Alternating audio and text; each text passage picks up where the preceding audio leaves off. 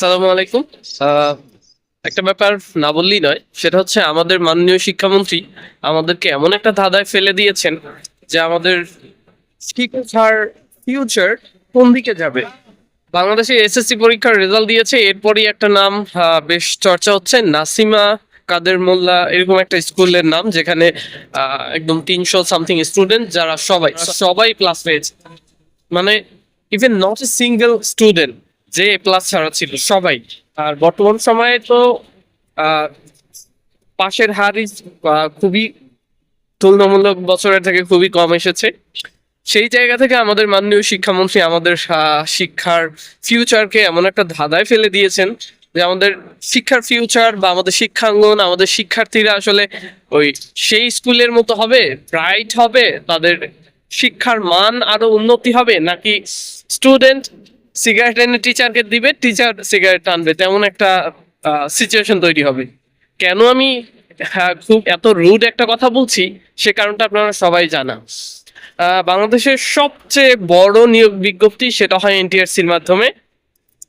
এনটিআরসির সনদ প্রদান করে এবং সেখান থেকে পর্যায়ক্রমে ধারাবাহিক তাদের সিস্টেম অনুযায়ী তারা শিক্ষক নিয়োগ করে থাকেন। কিন্তু বর্তমানে একটা ব্যাপার খুবই সয়লাভ, সেটা হচ্ছে আবার সেই ম্যানেজিং কমিটির মাধ্যমে শিক্ষক নিয়োগ হবে। যদি ম্যানেজিং কমিটির মাধ্যমে শিক্ষক নিয়োগ হয়, এর ফলশ্রুতিতে কি হতে পারে সেটা আমরা সবাই জানি। শিক্ষা বাণিজ্য প্রভাবশালীদের হাতে, যারা অযোগ্য প্রভাবশালী রয়েছেন তাদের হাতে ক্ষমতা যাওয়া। কারণ বর্তমান সময়ে ম্যাক্সিমামই হলো এমন রয়েছে যেখানে যদি এমন হয় যে ম্যানেজিং কমিটির মাধ্যমে নিয়োগ প্রাপ্ত হয়, সেক্ষেত্রে স্বজনপ্রীতি, দুর্নীতি, অযোগ্যরা এসে শিক্ষক হিসেবে তৈরি হবে। শিক্ষা প্রতিষ্ঠানগুলো একদম খুবই বাজে অবস্থা এবং করুণ অবস্থা হয়ে যাবে। আমাদের সময় বর্তমানে এমন অনেক প্রভাবশালী লোক রয়েছে যারা আসলে যদি শিক্ষাঙ্গনটা তাদের হাতে ছেড়ে দেওয়া হয়, তাহলে এমন চিত্র খুব বেশি দূরে নয় যেখানে দেখা যাবে টিচার, সভাপতি সবাই মিলে একসাথে তামাকজাত দ্রব্য সেবন করছেন, গ্রহণ করছেন। সো সেক্ষেত্রে সবচেয়ে বেস্ট যেই ব্যাপারটা, যার অধিকার তাকেই দেওয়া।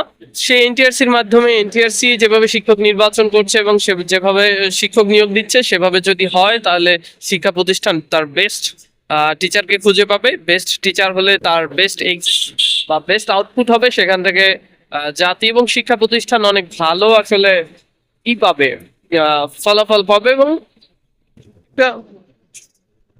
এবং একটা শিক্ষিত জাতি তৈরি হবে। তো এ ব্যাপারে আপনার কি মতামত? ধন্যবাদ সবাইকে। আপনারা আসলে কি দেখতে চান, যে সঠিক, দক্ষ, স্কিল যে শিক্ষক রয়েছে তারাই নির্বাচিত হোক, নাকি অদক্ষ, ক্ষমতাহীন, অযোগ্য লোক শিক্ষা প্রতিষ্ঠানে বসুক এবং সেভাবেই আসলে শিক্ষক নিয়োগ হোক? আপনারা কি চান? কমেন্টসে মতামত জানিয়ে দিন। Thank you so much. আসসালামু আলাইকুম।